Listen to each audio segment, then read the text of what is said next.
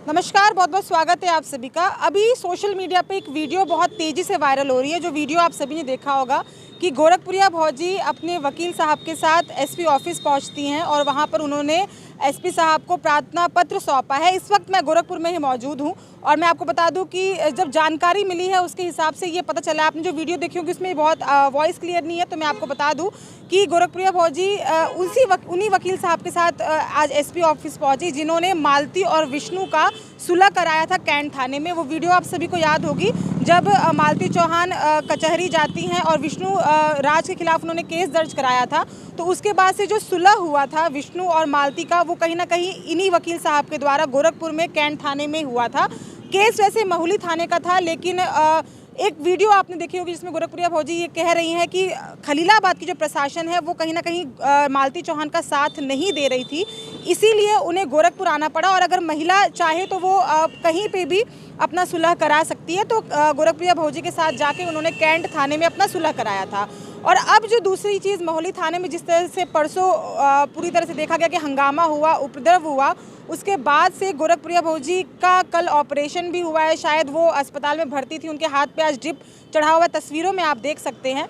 और वो वकील साहब के साथ वहाँ जाती हैं और उनके वकील साहब से जब हमने बातचीत की तो ये उन्होंने बताया कि एक महिला जिसकी छवि को धूमिल करने की कोशिश की जा रही है, एक सम्मानित महिला, उसके ऊपर फर्जी मुकदमा दर्ज करके और धाराएं लगा के कहीं ना कहीं केस दर्ज करने की कोशिश की गई है। अब कमेंट बॉक्स में बहुत सारे लोग ये सवाल पूछ रहे थे कि क्या ये जो धाराएं गोरखपुरिया भौजी, राधा राज और साथ में गोलू पे लगी है, क्या उससे उनको जेल भी हो सकती है? क्योंकि कई अफवाहें भी फैल रही है कि फांसी की सज़ा हो जाएगी, कई लोग कह रहे हैं उम्र कैद की सज़ा हो जाएगी।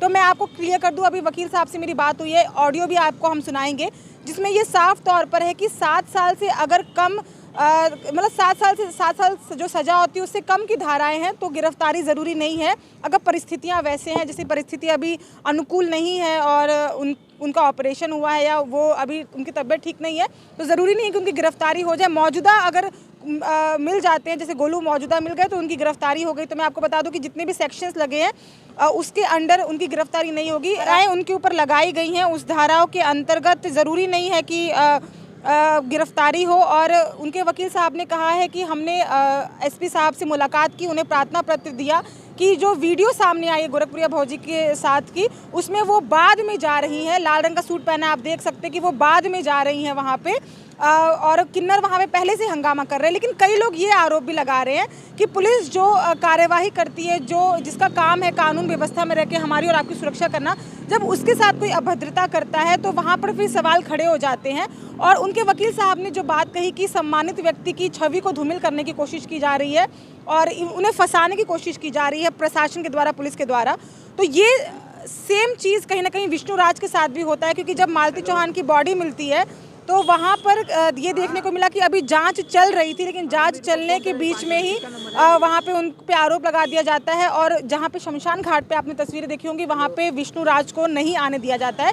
जबकि ऐसा माना जाता है कि जब एक सुहागन पत्नी मरती है, कई सारे ब्लॉगरों का जब मैंने इंटरव्यू किया तो उन्होंने ये आरोप लगाया कि जब एक पत्नी मरती है तो वो सुहागन मरती है, उसका सिंघोरा आना चाहिए, उसका पति कहीं ना कहीं उसे मुख अग्नि देता। तो ये सारी चीज़ें विष्णु को नहीं करने दी गई। और एक बड़े ब्लॉगर होने के नाते कहीं ना कहीं विष्णु की भी जो छवि होती है वो धूमिल होती है। तो इस तरह की चीज़ें जब सामने आती हैं तो बहुत सारी चीज़ें देखने को मिलती हैं। आगे हम आपको इस वीडियो में बताएंगे कि किस तरह से ये जो धाराएं लगी है वो यही कह रहे हैं जो सरकारी काम में बाधा वाला मामला है, यही थोड़ा सा, बाकी कोई ऐसा नहीं है कि पुलिस गिरफ्तारी के लिए दबी देगी। अच्छा, मतलब जो सरकारी काम में बाधा डाला गया उसके अंतर्गत मतलब बस गिरफ्तारी हो सकती है। हाँ, तो जैसे कि आपको मैं बता दूं कि जब पूरी चीज़ें सब सामने आई हैं तो प्रशासन की कार्यवाही में बाधा डालने के अंतर्गत इन लोगों पे कार्यवाही हो सकती है कि इन्होंने कहीं ना कहीं पुलिस प्रशासन का जो कार्यवाही वो कर रही थी उस पर सवाल खड़ा किए हैं और उस पर बाधित किए हैं। अब आप जितने भी लोग इस वीडियो को देख रहे हैं, आप सबसे मैं ये सवाल पूछना चाहती हूँ कि लोग तरह तरह के सवाल खड़े कर रहे हैं कि सम्मानित व्यक्ति थी, उनकी छवि धूमिल हो गई, या फिर राधा राज के द्वारा भी ये बात कही कि मेरे छोटे बच्चे हैं उनको कौन देखेगा।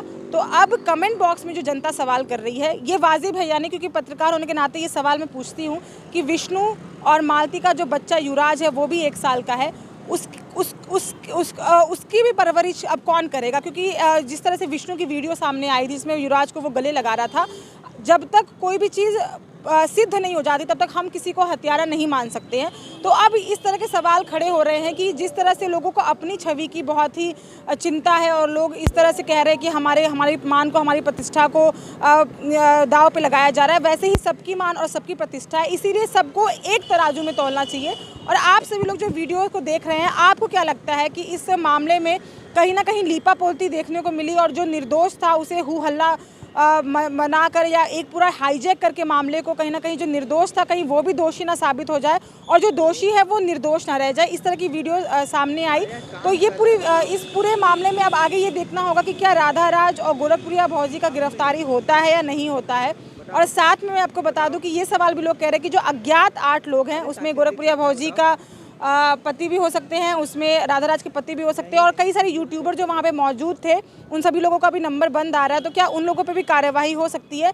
जो भी अपडेट होगा हम आपको अगली वीडियो में देखेंगे। लेकिन इस वीडियो से संबंधित आपकी क्या राय है, कमेंट बॉक्स में कमेंट करके बताइएगा। इस वीडियो को लाइक करिए, शेयर करिए और ऐसे ही देखते रहिए द देशहित न्यूज़। बहुत बहुत धन्यवाद।